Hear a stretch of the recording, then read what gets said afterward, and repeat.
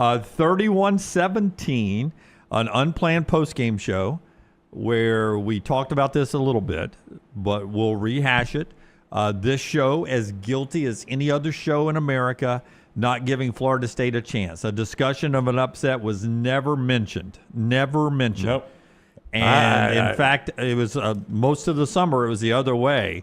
Don't need Jam Miller. Don't need Tim Keenan. This one's going to be a blowout. I said it all. 31-17, and they do it with only 9 of 14 passing, 152 yards. They did it by running the football, Gus Malzahn style. Gus has now beaten Alabama 3 of the last 5 times he's played them, and it looked at times like Alabama's defense had never seen a Gus Malzahn offense as they set back on their heels and watched it happen in front of them. But if you have watched Gus Malzahn's time as an offensive coordinator at Auburn and a head coach at Auburn, it looked exactly like what Gus Malzahn ran for years. Well, if you'd have told me Castellanos throws for 152 yards, I'd have said, that's about right. You know, Alabama does win this game, 17 to 21 points. But their ability to gash them, 49 carries, 230 yards, almost 5 yards per carry.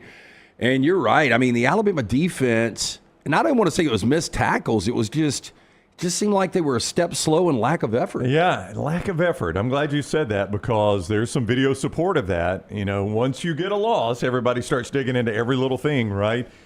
And I've seen people that are showing, like, look at this guy not hustling. Look at this guy not chasing down the ball carrier who ends up scoring a touchdown. Look at this, look at this, look at this. And, you know, that's the kind of stuff that gets magnified in a loss that sometimes you might overlook otherwise in a win. And it is very, very puzzling, very puzzling. I heard you say it to Luganville, and I think you're 100% right. It feels like when you're breaking a game down, the easiest thing to say is so-and-so wanted it more, right? And I think that gets so overused. But Florida State played this game with an intensity that Alabama did not. I'm not going to use the somebody wanted it more line, but there is zero doubt watching that game. Florida State played it with an intensity that Alabama did not bring. The note I wrote right here was Florida State had physical superiority. Was that fair? That they were more physical? Yep. They were knocking Alabama around. Yep. Definitely more physical. Yeah, can't deny that one. I mean, Jim, I don't. I guess I'm rarely at a loss for words, but I'm at a loss for words. I know. I've been talking for an hour. Y'all use your words here. I don't know what to say. I don't know what to say, Lance. I sat there and watched that game in shock, basically. Well, I mean, look, it was such a great first drive. Just when you're talking about going on the road, conditions aren't great, and you grind out more than half of the quarter, and you go down and you punch it in for a touchdown. At that point, you're like, now watch defense is going to take over. But Florida State, and there was a big third down on that first drive for Florida State that they converted that really was huge, and it kind of flipped that momentum for that Florida State offense. But between that first touchdown drive and Alabama's next points, it's 34 plays. And I didn't think Ty Simpson looked bad at all. I thought Ty Simpson was fine. He was solid. For your first start on the road especially, I think you would have taken that, right? If I had given you those numbers blindly, you'd have said, okay. Yeah, absolutely. Now, I didn't realize missing Jam Miller was going to be this big of a deal. And then you look at, Michigan struggling against New Mexico, but Justice Haynes looked really, really good. What would that guy be worth for this running back room right now? Well, I mean, he was on the team last year, and they struggled to run at times. You tell me. I mean, Ryan Grubb is 28th in the NFL last year with the Seahawks rushing the football. They had 54 rushing yards on the first drive. They ended up with 87 in the game. That offensive line that we talked about, the Piano Moore Award, whatever it is called, being a candidate for that, maybe the best offensive line. We heard that. Maybe the best offensive line in the country. Pro Football Focus told us that. Yeah, they said best offensive line in the country. Yeah, that they did not run the ball well. They didn't protect well. That offensive line didn't do a whole lot well in my book. Well, here's what's weird, because you bring up and I thought, Mike McDonald, the head coach at Seattle Seahawks, and Ryan Grubb got a little sideways, and obviously the Seattle fan base, because there wasn't a lot of balance on that offense. But, when you look at Washington, the team that actually played for the national championship 2 years ago, I mean, look, they ran the football so effectively. Dylan Johnson, almost 1,200 rushing yards. Yeah.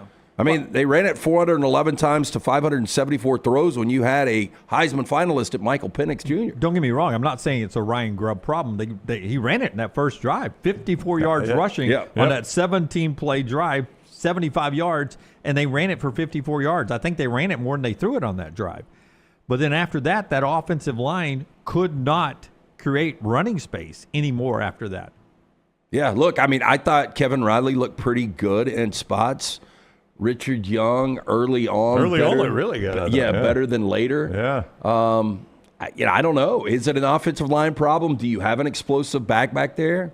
I don't know. I saw one. It was Blake Bedingfield. Blake is a former scout for was director of college scouting for the Tennessee Titans. And I can't even remember social media was moving so fast during a football Saturday, but somebody was talking about Caden Proctor.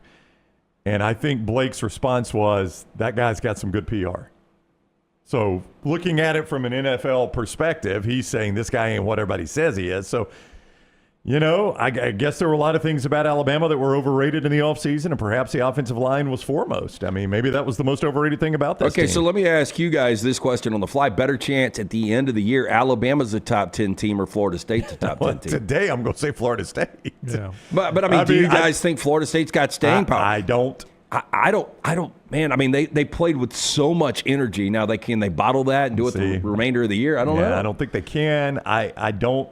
I mean, is Castellanos going to play like that every week? I don't think he will. No. I mean, I think this is more like a 7-5, 8-4 Florida State team, which is a step in the right direction for them. Yeah. I mean, it's a Gus Malzahn offense. They're going to lose 3 or 4 games. I mean, that's the way it usually works. Yeah. Yeah. But I mean, I would just say I think this is probably.